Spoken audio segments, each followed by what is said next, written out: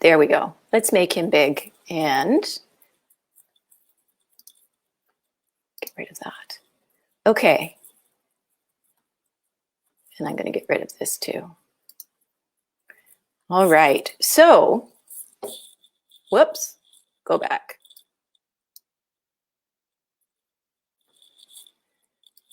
This is going to be a little bit about the research I did for To Kill a King. And if you have questions, please pop them in the chat and I will go back and try and answer your questions. So the tagline on this story is, Sorsa just wanted to warn Rory of his fate until she saw him and fell in love. How could she leave him to be ritually murdered and cast in a bog to cure for 2,000 years? Okay, if you're squeamish, sorry. But this is what really started the whole thing for me. Scrolling through National Geographic one night and I saw this fist and it spoke to me. And I just wanted to know how a man could end up ritually murdered and in this kind of condition. 2,200 years at least that he's been in there. He's got manicured fingernails, he has fingerprints, and this is all that's left.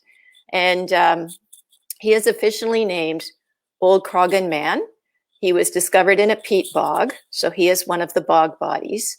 They could tell by his shoulders and arms that he was a huge man, 6'6", and that he was nobility. And his internal organs, as you can see, are still intact. They were able to actually analyze his stomach contents. Who did some of that analysis is Dr. Eamon Kelly. And he is an eminent Irish archaeologist who researched the bog bodies in depth and has written many papers.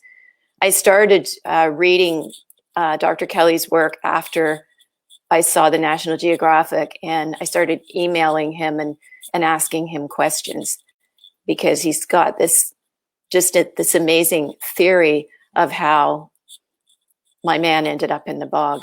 Eventually, I just went to Ireland by myself in July 2017, and I stayed downtown at Trinity College in Dublin, and it is really that green.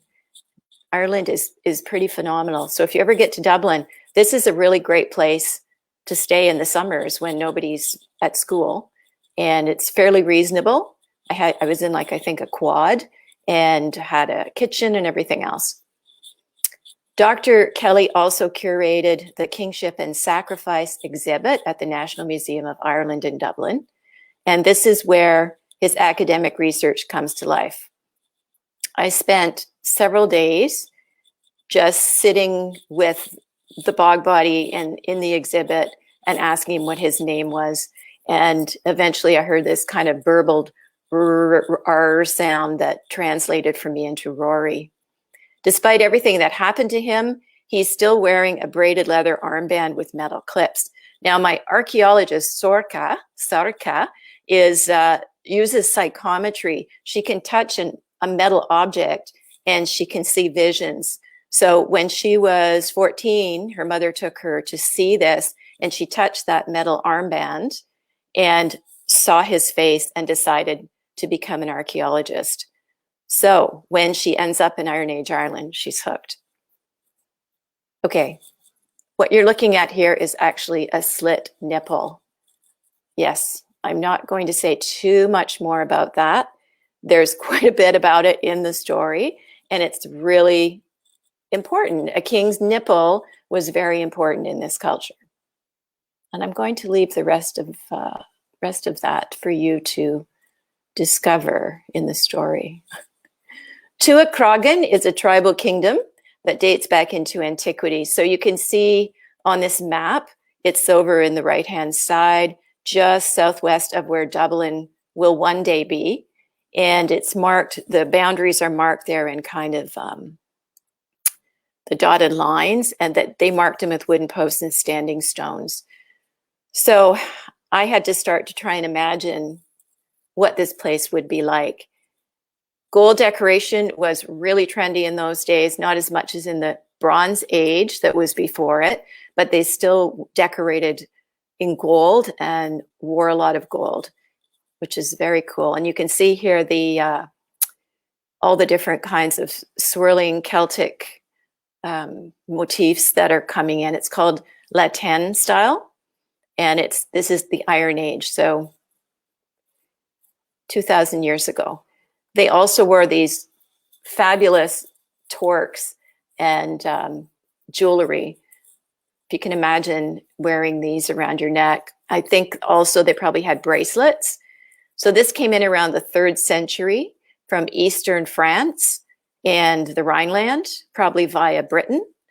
And I think that they were quite rich. Often these things ended up in the bogs as well as offerings to the gods. This is another torque. I don't know if you can imagine wearing something like this around your neck. This looks really thick to me. I think probably the nobility would wear this when they were at some kind of, festival or sitting out in front of everybody. But I don't think this would be an everyday kind of thing. But it would definitely be something you would give to the goddess and put in the bog. They were Iron Age, so they were casting all kinds of weaponry out of iron. This is in the museum. They're warriors. There's fighting. There's a lot of raiding for cattle. In the old stories, you're going to hear about cattle raids. There's a cattle raid and stampede in my story as well, because cows are a big deal. So you thought beef was big then, or beef was big now. It was really big then. They actually used cattle for currency in those days. And so this is the Irish moiled cow, moiled because it's got, sorry, are you seeing me and not the pictures? I really hope not. Are you? I hope not. Okay. Anyway, that would be really bad. But anyway, here we are this is Galway. Sorry, this is Dublin in Grafton Street. And I got kind of, I don't really like a lot of crowds. So after I left Dublin, I went over to the middle of Ireland to a Buddhist monastery because I really wanted to kind of unwind a little bit after being in the city. And it was beautiful there. And then I drove south and I went to Ishnik. Thank you. Now we see you in the pictures. I'm so sorry about that. They're great pictures. Oh no. Okay, I'll just keep going. Ishnik is a ritual center and so Eru, Mother Earth. Sleeping, basically. Yep, that's it. Eru, Mother Earth, the Earth Goddess, rests here. This is her place. And this is the navel of Ireland. So it's, as I said, this is a glacial erratic. This is from the Ice Age. This is not put here by man. And as to whether it marks the exact precise centre of Ireland, well, we wouldn't say so. This whole place does, that'd be too much. But what they did was they dug out this ring barrow, the stitch that goes right around. This is most unusual. And we've aerial photographs of here, and this looks just like a belly button, protruding belly button. Like what? A belly button. That's what it is. It's the belly button of Ireland. It's the belly button of Ireland. And Ishnek is actually a hill, just like Croghan is a hill. And you can see from hill to hill when you're in Ireland if you're standing on the top of them. So this was really great because I was able to see what an Iron Age hill fort might look like. I'm going to try.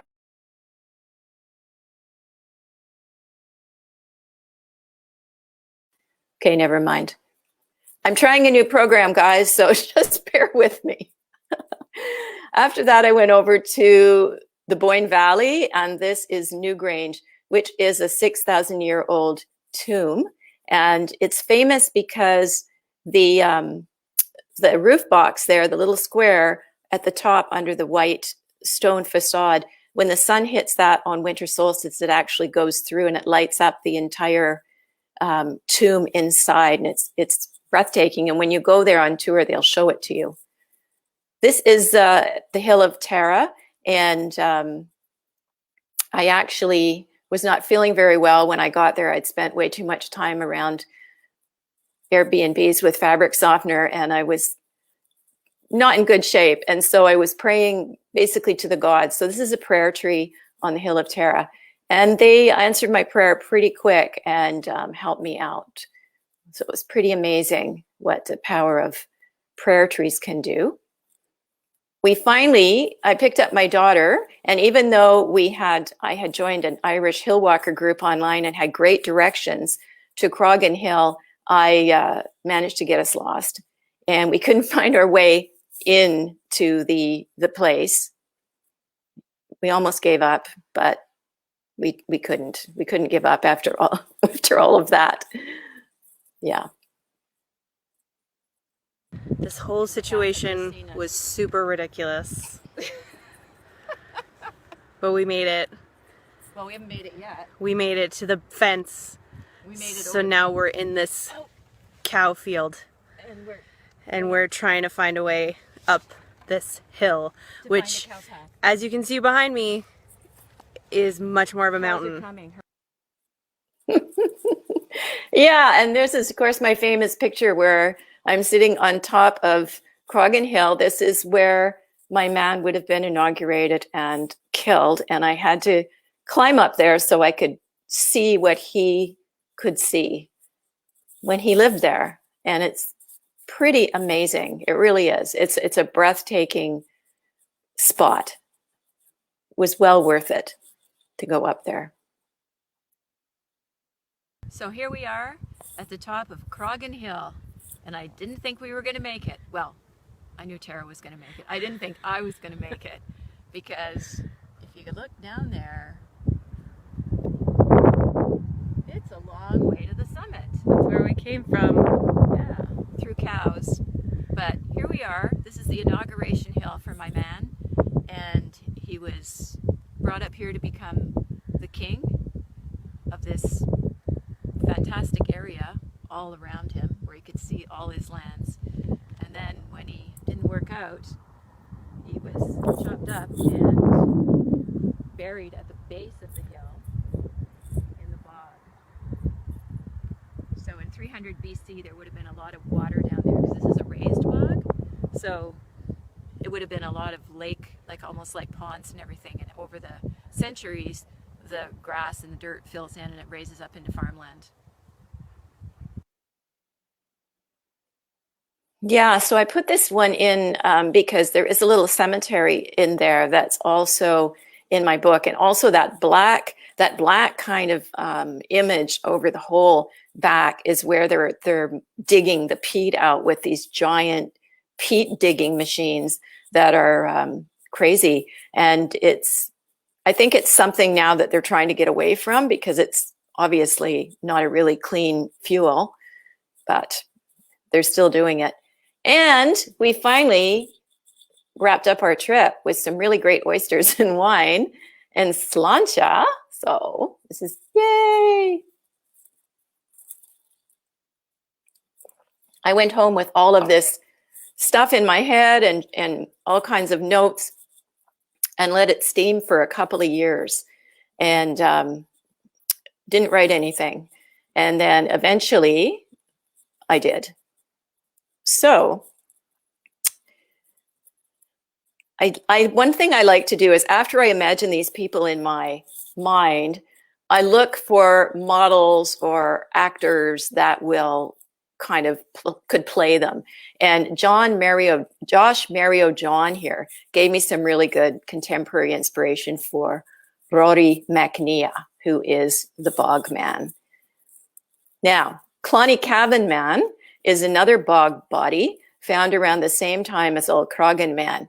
He has this amazing 2,000-year-old red hair. The front of his head was shaved to create like a really high hairline, but the rest of it is really long, and they folded it up into an ancient mohawk, and they kept it all in place with ancient hair gel made out of plant oil and pine resin.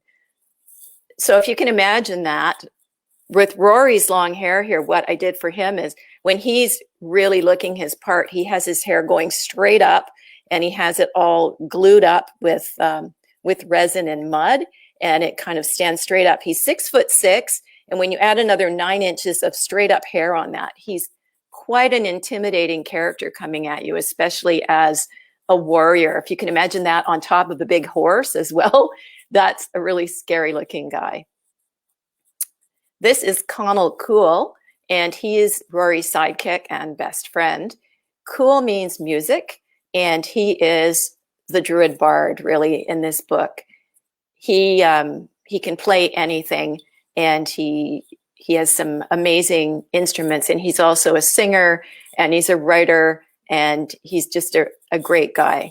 So he plays in the story, he plays something like this, which is the Loch Ness trumpet. And this, if you can imagine this being blown during a cattle raid or when you're going off to war, it makes a really big noise, and they would blast that out. It's quite scary. He also plays stringed instruments like something like a lyre that they would have had then, and different rhythm and things like that. So this is Connell, and he started out really as a kind of a secondary guy, as a sidekick, and he's turned into one of the characters that's the most liked in the book from people who have read it. And he's just a real sweetheart. I gave him Peter Gabriel's voice because, as some of you know, he actually, Peter Gabriel is one of my muses, and I had to figure out how to actually make Peter Gabriel's voice into a descriptive thing. So that was really interesting. Or Brad Pitt from Legends of the Fall. Yeah, okay, yes. So we have a few questions. So I'm just going to take a quick look here. And I'm so apologizing about, I might put that back on again, and if you want me to. And Marcy says she's fascinated by bog bodies too. Yes. Kissing the nipples to show subservience. Is this factual from your research? Now, you have to read the book to actually figure out what the kissing of the nipples is about. So I'm not going to answer that.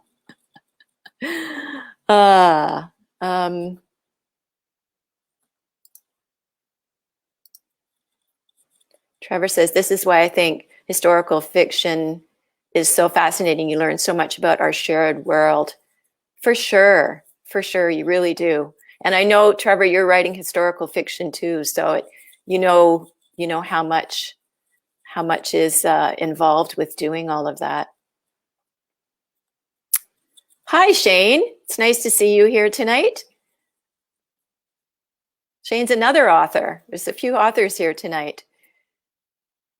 Okay. I'm glad I gave everybody a snicker there. And Nailu, how long of a walk? I think you're talking about the walk when we went up the hill to the top of the mountain, or it was a hill, but it was probably about 45 minutes, I think. But at one point, Tara was actually pushing me from behind and kind of pulling me from the front. So it was quite steep. Yeah.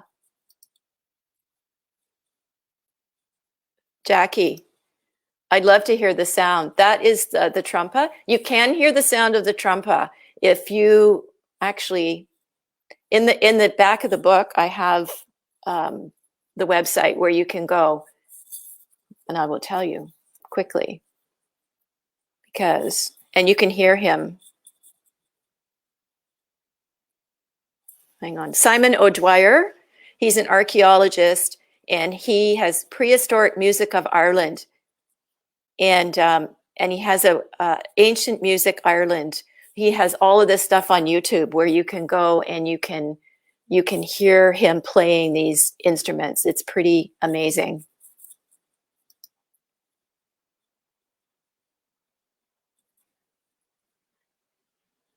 Fascinating journey.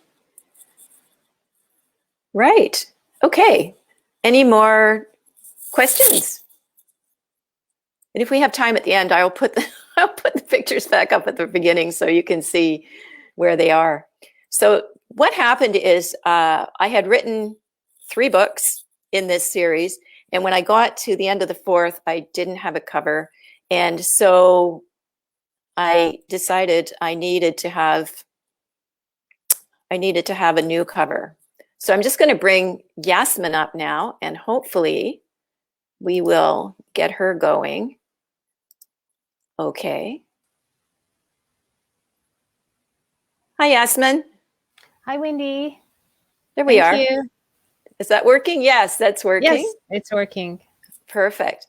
So Yasmin and I, we had an interesting meeting. And Nailu and Mary were there too, that are here tonight. We met through Joy, Meta Joy, or Joy Bliss, when she was teaching mediumship and psychic development. And we did about a year of mediumship and psychic development together. And it was quite an amazing year. Do you remember any exciting moments from that? Oh, I think every moment of our courses were exciting, because every session we were learning something new, discovering something new about ourselves too. So yeah, we kind of went into it to learn about what would it be like to be a medium. And the first night it was like, okay, you're now going to be a medium, and we were thrown right into it. So it was pretty amazing what we were able to read each other and read all kinds of things. So I got to, after the end of all of this, part of the way through, I discovered that Yasmin was a graphic artist. And so I texted her after and said, do you want to do a book cover? And I remember that I said I've never done it before, but I'm up for the challenge. Mm-hmm. So then we got together on several Zoom meetings, and we're just trying to decide what the book covers would be like. And do you remember anything that? Well, I remember we had a lot of back and forth, because I told you, I don't know the stories. You lent me your books. I read them. And so we were coming up with ideas. And then I think while we were chit-chatting, you mentioned that there are tattoos in this story. And I thought, okay, that would be perfect, because then we can design the book cover based on a little detail in the book that is probably a sentence or two, and transform it for the book cover, which is the tattoo designs. And it represents a bit of the personalities of the characters, I think. So it's nice to bring that on the cover. And of course, having the white background with black and a splash of color. So it gives it a very nice, eye-catching. Mm-hmm. Yeah, for sure. It's nice and clean. And then the tattoo really stands out. So then we got to a point where we decided we were going to do tattoos, because several of the characters have tattoos. And then I wanted one tattoo for each of the books that represented the main character in that book, or one of the main characters in that book. And so that's how it ended up. And at the end, we ended up putting the quotes right out of the book on the back cover, so you can actually read what the tattoo is about on the back cover of the book, which was kind of fun to do that too. Yeah. So the first one, I see you've got pictures back there, but the first one is with the horse. Yes. Is Maggie's book, and she went through a kind of a coming of age story into Charm a Killer, and she started out very innocent and then got caught up in the witch's charm, and goes through this big change where she kind of starts dressing goth, and she goes out and gets this tattoo of a horse on her. I don't know my body parts very well. I always ask my daughter, what is this? In her arm. And yeah. So it's kind of neat. And the horse for Maggie is a real, it's part of the book. It's a huge part of that book. in several ways and part of her growth. So that's why we ended up with the horse. And then the angel wings, of course, are Estrada's, on Estrada's back, go right from his shoulders down to his glutes. And so he's wearing those in the second book. And the third book is The Ravens. Have you got the picture there? The actual drawing? Or, yeah. I have the book. Well, here's the. I have the actual drawing, which I can grab. Yeah. Of the ravens. I love this one. Yes. Yes. This is one of my favorites as well. Yes. Get up close. Yeah, gorgeous. Yeah, I had a fun time designing this one. I really had a fun time with this. Yeah.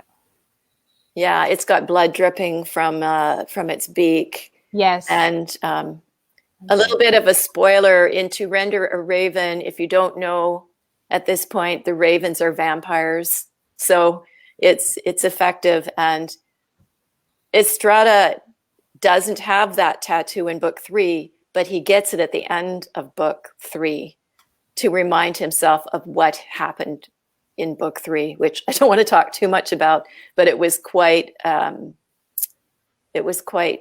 devastating for him and tragic.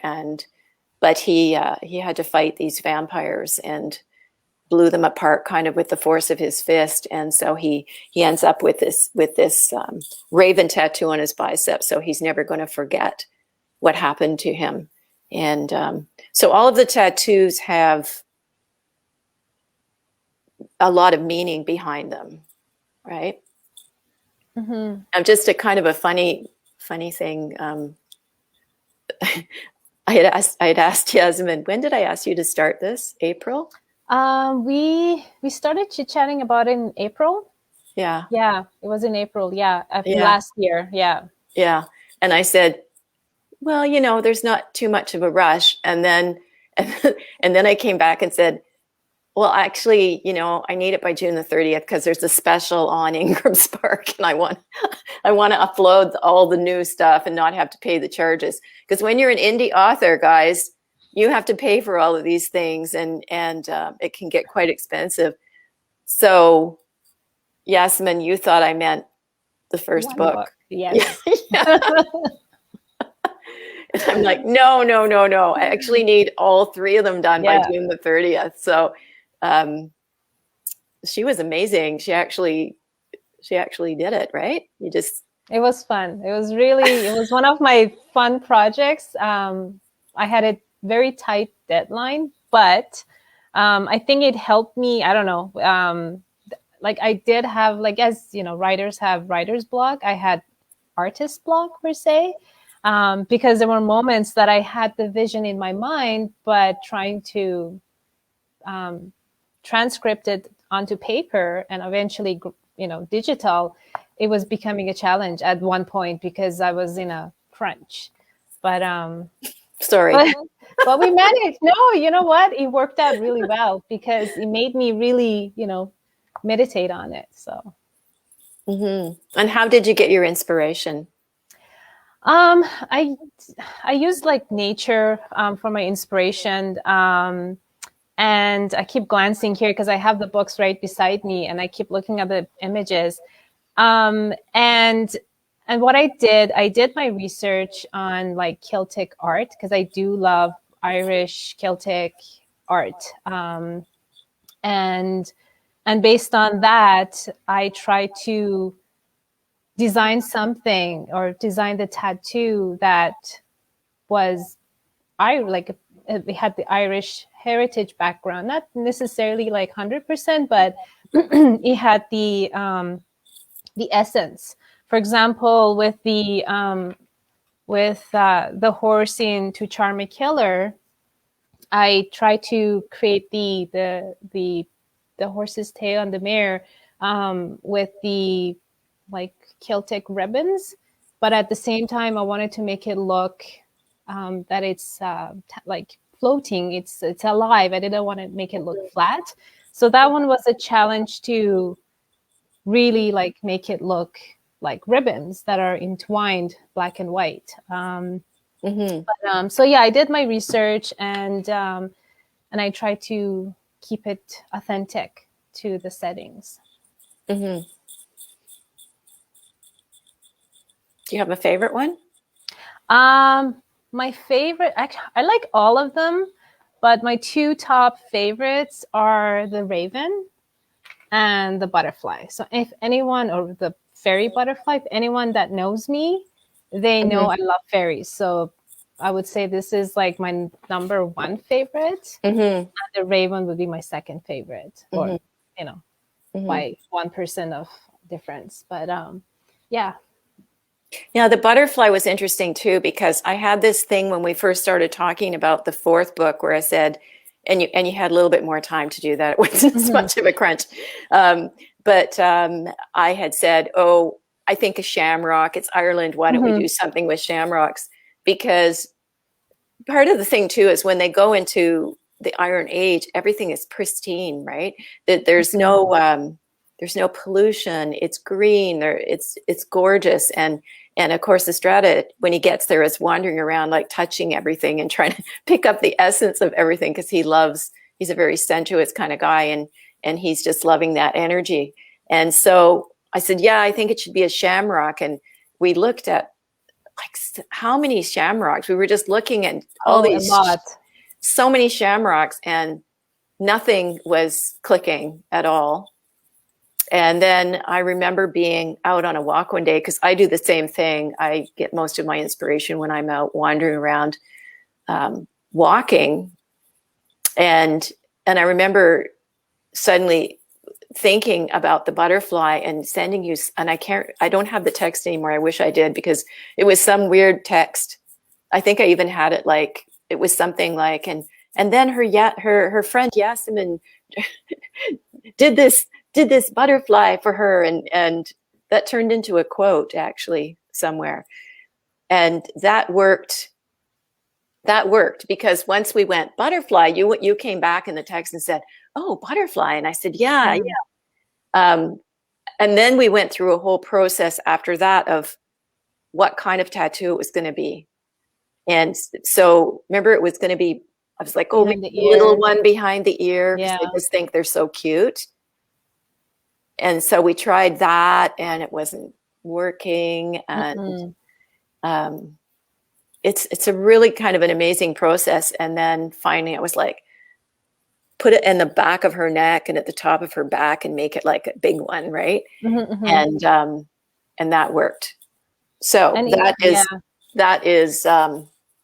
that's where this is on Sorcia's back, which causes a fury when she gets into Ireland, because, they didn't have tattoos in 200 BC.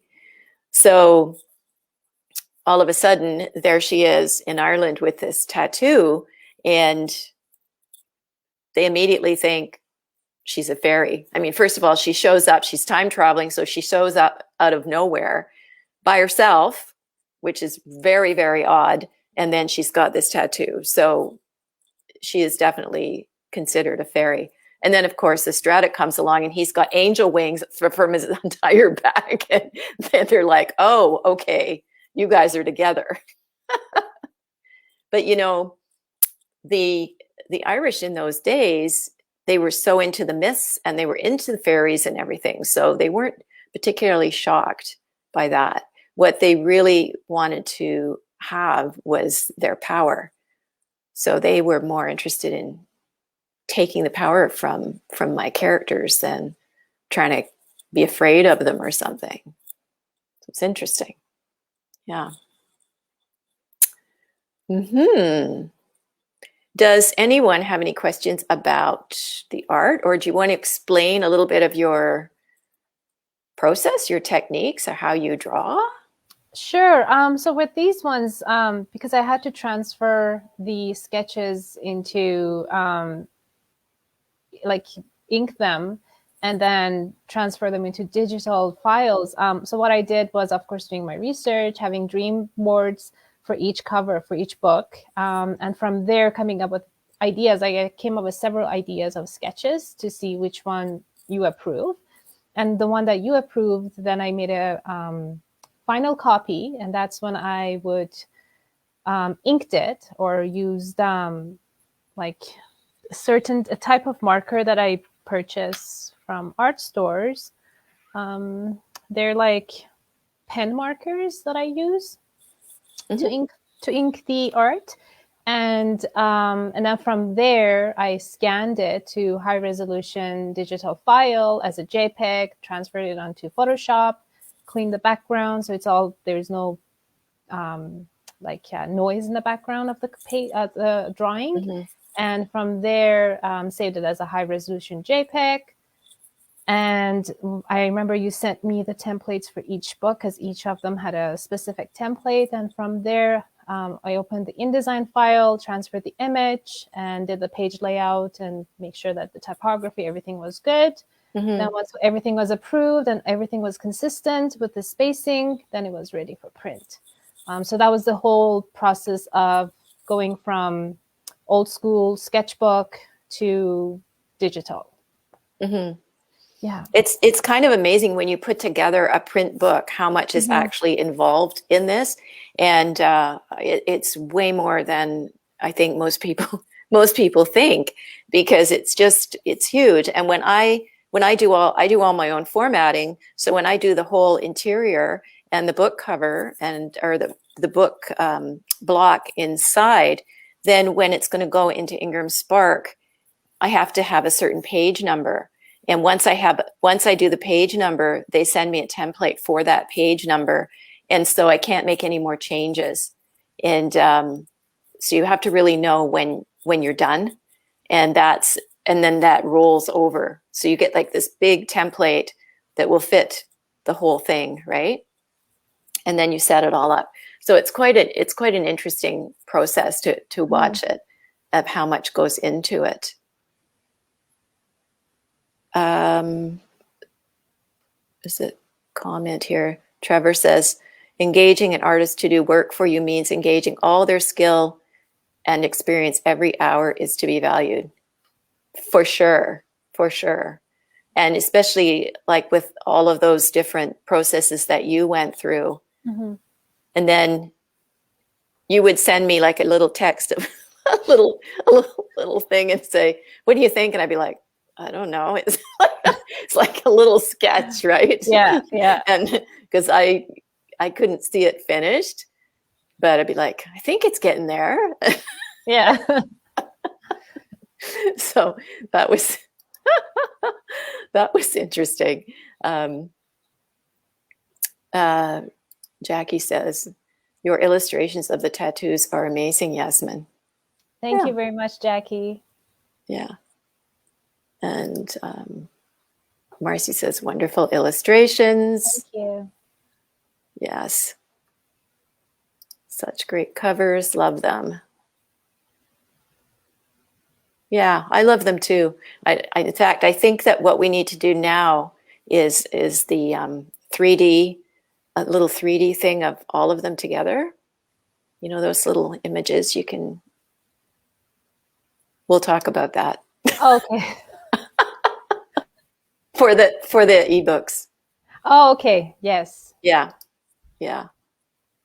Cool. I think I have a copy because I used one for my Behance portfolio that I posted them up. So I think I can give you what I have. And if somebody wanted to talk to you about cover designs, how do we find you? I can be found pretty much anywhere on the social media. I'm on LinkedIn, Instagram, Behance. All my Instagram and my Behance are all on my LinkedIn account, and I'm easy to find. You type in my first name and last name, I'm there. Okay. Yeah. So let me see if I can, I wonder if I can do that. I can send you a link to my LinkedIn.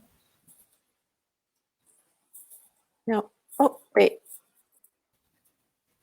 There. So there's your first and last name anyway. And of course, Yasmin's names and all the information is in the books as well. Right. So you can find her if you're someone who is looking for cover art and you want something original and, you know, really different, because you're doing some really pretty things. Have you got anything new on that you want to show us that you're working on? Well, I'm working on a series of, well, I've done a series of sketches, which I can show you, but I'm transferring them into canvases, and it's something that I never have done before, because usually my paintings are of like sceneries, flowers, but I do sketches. I actually sketch tattoo designs. So I've transferred this design. How do I get here? Not this one. Oh, there we go. Yeah. It's kind of a, I know, it's so weird when you're doing it is this. weird. Yeah. So this is another tattoo design that I've transferred into onto a canvas. So this is one, and the latest one that I'm working on, which I've sketched it out, but it needs to be painted. It's this one. Tree of Life. Yes, it's a tree of life with lotus. Oh, my assistant. So this there we go. The Om and lotus flower Beautiful. that I've combined together, and they both have a meaning. I don't know how to center this. So that's one, and the next one is Tree of Life with a Celtic ring. I don't know if you guys can see. It's like a braided ring, so it's very Celtic per se. Yeah. And it has an angelic symbol in the bottom. And you have so much detail in these. It's like you can't really see it until it gets right up close. And here's the one that I showed you, the first one. So this is the completed. So that's love that. That's the Egyptian Ankh. Yeah. Ankh. So it's Egyptian symbol, and I used like